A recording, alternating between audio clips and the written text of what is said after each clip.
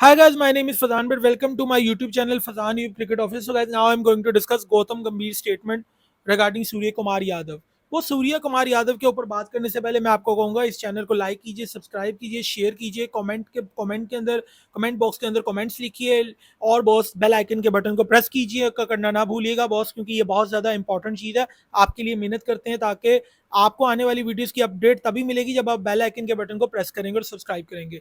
सो चले गाइज आगे स्टार्ट करते हैं. हम गला रह गया बहुत साथ से बात करते हुए. चलें आगे स्टार्ट करते हैं. गौतम गंभीर ने जो वार्निंग जो एक इशू किया है बॉस हमारे कप्तान के बारे में, आपके कप्तान के बारे में, जिनका नाम है बॉस अपना रोहित शर्मा, उनके बारे में वार्निंग इशू की है बॉस.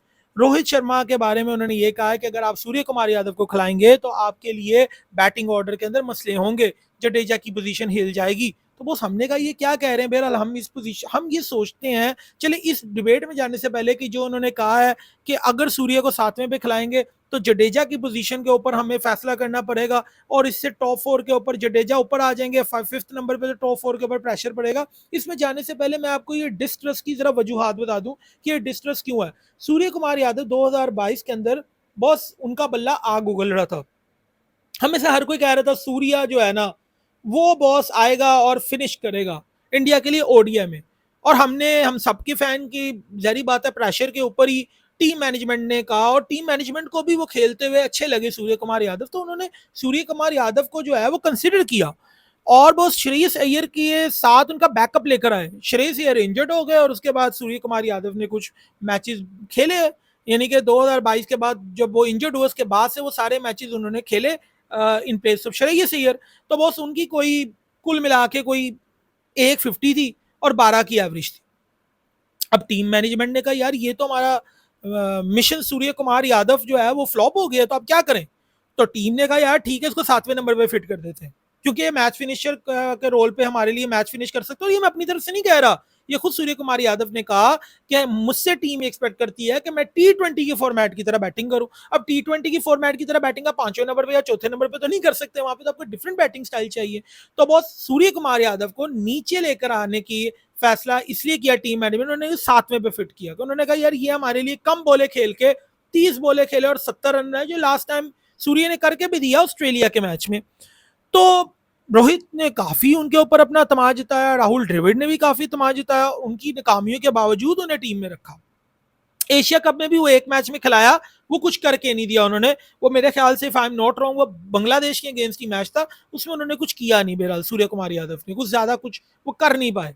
मेरे ख्याल से बांग्लादेश नहीं श्रीलंका के अगेंस्ट मैच था वो जिसमें उन्होंने डेब्यू किया था, या नहीं बांग्लादेश के अगेंस्ट था मेरे ख्याल से, हाँ बांग्लादेश के अगेंस्ट उन्होंने डेब्यू किया, एशिया कप में डेब्यू किया. आप ये ना समझिएगा ओडीआई में तो काफी देर से डेब्यू कर चुके हैं, एशिया कप में वो पहली बार उन्होंने ना वाइल्ड कार्ड एंट्री के थ्रू उनका जो है एंट्रेंस हुई और उन्होंने उसमें कुछ किया नहीं. तो पोस्ट फ्लॉप शो उन्होंने दिखाया. तो फिर उन्होंने जो है ना टीम मैनेजमेंट ने कहा कि आप इनको ऑस्ट्रेलिया के स्क्वाड में भी रखा रिसेंटली, और रिसेंट 2 मैचेस के अंदर उन्होंने हाहाकार मचा दिया. और जिस तरीके से वो खेल रहे हैं बॉस, वो तो अलग ही सूर्य कुमार यादव जो है उसी तरह नजर आ रहा है जैसे हमें T20 में नजर आता है. तो वो बेहतरीन शॉट्स कुछ खेली हैं. एक तो थर्ड यानी कि कीपर के सर के ऊपर से छक्का मार दिया था वो सूर्य कुमार यादव ने. तो बस ये सारी शॉट्स देखे वाओ फैक्टर तो है, लेकिन फिर आप उसके बाद सोचते हैं, अगर आप गौतम गंभीर के नजरिए से सोचें तो आप सोचें यार ये पीछे तो कुछ पूरा साल इन्होंने कुछ करके नहीं दिया ओडीआई क्रिकेट में. अब ये जो ऑस्ट्रेलियन टीम आई है इसका जो बॉलिंग अटैक है, इसका आधा बॉलिंग अटैक तो बेचारा इंजर्ड हुआ है. तो इसके अंदर तो पता नहीं कौन कौन खेल रहा है, कोई मैट शॉट खेल रहा है, कोई स्पेंसर खेल रहा है, स्पेंसर जॉनसन खेल रहे हैं भाई साहब, तो इनका नाम तो कभी सुना भी नहीं. एलेक्स कैरी तो चलो आप एलेक्स कैरी कह रहा हूँ, नेथन एलेक्स तो आपको नाम सुना भी होगा, लेकिन ये जो स्पेंसर है, स्पेंसर जॉनसन, इनका तो नाम हमने हाल ही फिलहाल ही में सुना ही नहीं. तो यार तो बिल्कुल नए बॉलर है, इनको ये मार रहा है, तो क्या इसकी वाकई फॉर्म ठीक है, क्या ये वाकई फॉर्म में है. तो ये कुछ क्वेश्चंस तो आपके जहन में आएंगे. फिर उसके बाद आप सोचते हैं कि ये 7वें नंबर पे खेलेगा. गौतम गंभीर ने सोचा होगा कि ये 7वें नंबर पे आएंगे सूर्य कुमार यादव. अगर ये 7वें नंबर पे आएंगे तो बस 8वें नंबर पे कौन खेलने आएगा, क्योंकि रविंद्र जडेजा जो है, जहरी बात है रविंद्र जडेजा 8वें नंबर पे तो नहीं आएंगे. रविंद्र जडेजा का नंबर तो 7वां है, ठीक है ना. 7वें नंबर पे रविंद्र जडेजा आते हैं आफ्टर हार्दिक पांडे. तो हार्दिक पांडे के बाद जब रविंद्र जडेजा के नंबर को तो हमने सूर्य कुमार यादव को दे दिया, तो जडेजा को हम किधर खिलाएंगे. जडेजा को उन्होंने सोचा कहा, उन्होंने कहा जडेजा को ऊपर ले जाते हैं, ठीक है ना। लेकिन अगर आप फॉर एग्जांपल जडेजा को आप ऊपर ले जाते हैं, 5वें नंबर पे खिला लेते हैं, तो वो सही कह रहे हैं, टॉप 4 पे प्रेशर पड़ेगा। यहां तक उनकी बात सही है कि 5वें नंबर पे आप एक प्योर ऑलराउंडर खिलाएंगे, जो कि जहरी बात है बैटिंग कर लेता है, लेकिन है तो वो ऑलराउंडर। तो उस सिनेरियो के अंदर उनकी जो एक कह लो कि रिजर्वेशन है वो गलत नहीं है। पहले मुझे बड़ा गुस्सा चढ़ा, मैंने कहा यार गौतम गंभीर साहब, आप मेरे दो फेवरेट प्लेयर्स को नहीं रख रहे, आप श्रेयस अय्यर को नहीं रख रहे, आप ईशान किशन को नहीं रख रहे। भाई वो इसलिए नहीं रख रहे कि अगर आप श्रेयस अय्यर और ईशान किशन को रख देंगे तो बॉस नीचे 8वें नंबर पे शार्दुल ठाकुर कैसे खेलेगा। आप देखिए ना कि नंबर देखिए, अगर श्रेयस अय्यर आते हैं केएल राहुल के साथ, ईशान किशन या श्रेयस अय्यर एक में से एक खेलेगा कोई। आप फॉर एग्जांपल चौथे के ऊपर आप ईशान किशन को और 5वें पे केएल राहुल को खिलाते हैं फॉर एग्जांपल, छठे के ऊपर आप खिलाते हैं हार्दिक पांड्या को, 7वें के ऊपर आप आ जाते हैं सूर्य कुमार यादव, और 8वें पे आ जाएंगे रविंद्र जडेजा। जडेजा आ जाएंगे ना 8वें नंबर के ऊपर। तो 9वां 10वां 11वां, अब 9वां 10वां 11वां आप कौन सा खिलाएंगे। फॉर एग्जाम्पल आप रविचंद्र अश्विन को खिला देते हैं 9वें नंबर पे, तो 10वें यानी कि आप दो फास्ट बॉलर और दो दो फास्ट बॉलर के साथ जाएंगे और दो स्पिनर्स के साथ जाएंगे, या तीन फास्ट बॉलर एक स्पिनर के साथ जाएंगे। तो बस ये आपका कुछ ट्रिकी बन जाता है, इसमें आपको फायदा नहीं। हाँ आप ये कह सकते हैं कि हार्दिक पांड्या के आने की वजह से आपके ये कंपेंसेट हो जाएगा, अभी तो टीम में कंपेंसेट करना मुश्किल है। हार्दिक पांड्या के आने की वजह से आपके दो फास्ट बॉलर के साथ एक मीडियम पेसर भी आ जाएगा, और एक दो स्पिनर भी अगर आप रख ले तो आप अफोर्ड कर सकते हैं ये सब कुछ। लेकिन उनका कहना गलत नहीं है कि अगर आप सूर्य कुमार यादव को 7वें नंबर पे फिट करते हैं तो उससे आपका प्लेइंग 11 तो डिस्टर्ब हो रहा है, क्योंकि आपका सबसे बेहतरीन प्लेयर इस टाइम पे अगर आपको देखा जाए 5वें नंबर पे ईशान किशन है, तो आप ईशान किशन को बाहर बैठा देंगे जिसने पाकिस्तान के खिलाफ हाई प्रेशर गेम में स्कोर करके दिया आपको। तो बॉस अगर आप उनकी बात सोचें तो बॉस मुझे सोचने में मुश्किल हो रही है। तो बैटिंग ऑर्डर कितना मुश्किल कर दिया हमने। एक बार मैं बैटिंग ऑर्डर आपके लिए दोहराता हूं, जो कि मेरी बेस्ट प्लेइंग 11 है, जिसको मैं बेस्ट प्लेइंग 11 कहूंगा, जो अभी मैंने इंडिया के लिए बनाई है, जो कि मेरे ज़हन में है इंडिया की यही प्लेइंग 11 है। उस इंडिया के लिए शुरू में रोहित शर्मा और शुभमन गिल ओपनिंग करेंगे, वन डाउन की पोजीशन पे हमारा लेजेंड विराट आएगा, चौथी पोजीशन के ऊपर बॉस अगर ऑन एनी गिवन डे मुझे, वैसे अगर मुझे बिटवीन केएल राहुल और अगर मुझे करना पड़े तो ठीक है मैं केएल राहुल के साथ जाऊंगा, लेकिन भाई श्रेयस अय्यर ने भी चौथे नंबर के ऊपर हाहाकार मचाई हुई थी, तो बस ठीक है हम केएल राहुल के साथ चौथे नंबर पे चल जाते हैं। 5वें नंबर पे ईशान किशन आएगा है, 5वें पे on any given day Ishan Kishan खेलता है, और 6 पोजीशन के ऊपर बॉस आप खिलाते हो अपना, आपके खेलेंगे हार्दिक पांड्या खेलेंगे 6 नंबर के ऊपर, और 7वें नंबर के ऊपर बॉस खेलेगा जडेजा, ठीक है ना। 7वें नंबर पे जड्डू खेलेगा, जडेजा खेलेगा, और जडेजा आपको स्पिन भी कर दे रहा है। आप यहीं पे ये ना कह देना कि सूर्य कुमार यादव, जो कहां सूर्य कुमार यादव की बैटिंग, भाई वो ऑलराउंडर है, रविंद्र जडेजा ऑलराउंडर है, 7वें नंबर पे रविंद्र जडेजा खेलेगा, ठीक है ना रविंद्रा। तो और आपके 7वें नंबर रविंद्र जडेजा खेलेंगे, 8वें नंबर पे रविचंद्र अश्विन स्लैश रविचंद्र अश्विन स्लैश आपके शार्दुल ठाकुर, इनका नाम हमेशा मैं भूल जाता हूँ कसम से, रविचंद्र अश्विन और शार्दुल ठाकुर, इसके दरमियान में आप चूज करेंगे ना एक, और 9वां 10वां 11वां आपका बड़ा क्लियर है, सिराज बुमराह और शामी। तो ये आपका आइडियल बनता है ना प्लेइंग 11। अगर आपका आइडियल प्लेइंग 11 क्या है, और पाकिस्तान के खिलाफ आपका प्लेइंग 11 क्या था, पूरे एशिया कप में आपका क्या प्लेइंग 11 था, आपको खुद ही जवाब मिल जाएगा कि गौतम गंभीर कितना सही बोल रहे हैं और कितना गलत बोल रहे हैं। आप अभी शायद आपका दिल कर रहा होगा, if you are an Indian fan, तो आपका दिल कर रहा होगा या आप फजान मुझे गालियां निकालें कि जहरी बात है सूर्य बैटिंग ऐसी करता है यार वाओ फैक्टर वाली, लेकिन आप सर टीम कॉम्बिनेशन का सोचे ना, मिक्स चाट मसाला बना दिया बॉस। सूर्य को खिलाने से बहुत सारे मसाइल होते हैं, या तो आपको एक स्पिनर कम खिलाना पड़ेगा या तो एक मीडियम पेसर ज्यादा खिलाना पड़ेगा। लेकिन अगर आप पूरी आइडियल प्लेइंग 11 अपनी खिला लें तो बॉस इसके अंदर आप देखें आपके पास ऑप्शन कितने हैं। आप 8वें नंबर पे रविचंद्र अश्विन को खिलाइए, आपको रविचंद्र अश्विन को खिला लिए, शार्दुल ठाकुर को खिला लीजिए, आपकी मर्जी, ठीक है। और आपके लिए जहरी बात है बॉलिंग करेगा हमारा वो क्या नाम है पांडे, पांडे आपका मीडियम पेसर हो गया।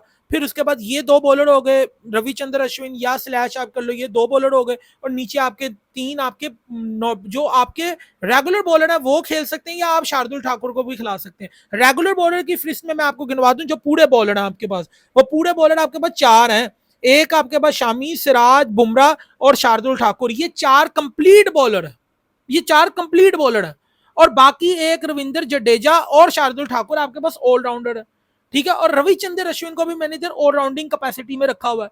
अब इन तीनों में से आपके पांडे तो खेलेंगे खेलेंगे, तो 4 बॉलिंग लाइनअप आपकी ये बन गई, पांडे, शामी, सिराज, शामी, सिराज, बुमराह, पांडे और शार्दुल ठाकुर। ठीक है ना, शामी, सिराज एंड शार्दुल ठाकुर जो है ये आपके, शामी, सिराज और शामी, सिराज, शार्दुल ठाकुर, ये आपके बन गए शामी, सिराज और यार जसप्रीत बुमराह। यार शामी, सिराज, जसप्रीत बुमराह, आपके ये 3 बॉलर बन गए। ठीक है, ये 3 बॉलर शामी, सिराज, जसप्रीत बुमराह और चौथा शार्दुल ठाकुर, ये आपके कंप्लीट बॉलर हैं। अब इनमें से एक बॉलर आपने खिलाना है, कभी ज्यादा खिलाना है, एक कम खिलाना है। अब ये आपने डिपेंड करना है, ये आपने डिसाइड करना है डिपेंडिंग अपॉन द वर्कलोड कि आपने सिराज को उस दिन बिठाना है, आपने उस दिन शामी को बिठाना है, जसप्रीत बुमराह को बिठाना है, किसको बिठा के आपने शार्दुल ठाकुर को खिलाना है, बस ये आपको डिपेंड करेगा। तो इन 4 रेगुलर बॉलर्स में से 3 बॉलर खेलेंगे, या शामी, सिराज, या शामी, सिराज और आपके खेलेंगे शामी, सिराज और आपके कुलदीप यादव खेलेंगे। ठीक है, या तो ये बनेगा, या शामी, जसप्रीत बुमराह और कुलदीप यादव, इस तरह के खेलेंगे। ये ठीक है, ये कॉम्बिनेशन आपके इन 4 में से बनेगा जो प्रॉपर बॉलर्स का है। और पांड्या जो है वो जहरी बात है, वो तो ऑलराउंडर है। ठीक है, और अब आपने डिसाइड करना है कि आपने यार किस तरह खिलाना है, ये आपका कॉम्बिनेशन बन जाता है। लेकिन अगर आप अपनी प्लेइंग 11 को डिस्टर्ब करते हो, तो गौतम भाई बिल्कुल ठीक कह रहे हैं कि आपको कहीं फिर सोचना पड़ेगा कि जडेजा को 5वें पे लाओ। जडेजा को 8वें पे तो नहीं लाओगे ना यार, जडेजा 8वें पे खेलेगा तो फिर 9वें पे शार्दुल ठाकुर खिलाओगे। तो यानी कि आपको अगर 9वें नंबर पे या तो रविचंद्र अश्विन या शार्दुल ठाकुर में से कोई रखना ही पड़ेगा फिर आपको। तो फिर इसके हिसाब से आपका क्या हो जाएगा, या 2 फास्ट बॉलर, 3 फास्ट बॉलर और आप 2 स्पिनर के साथ आपको जाना पड़ेगा। और इसमें ऑप्शंस में आपको फायदा नहीं होगा, क्योंकि आपको रविंद्र जडेजा को फोर्सफुली 5वें नंबर पे खिलाना पड़ा।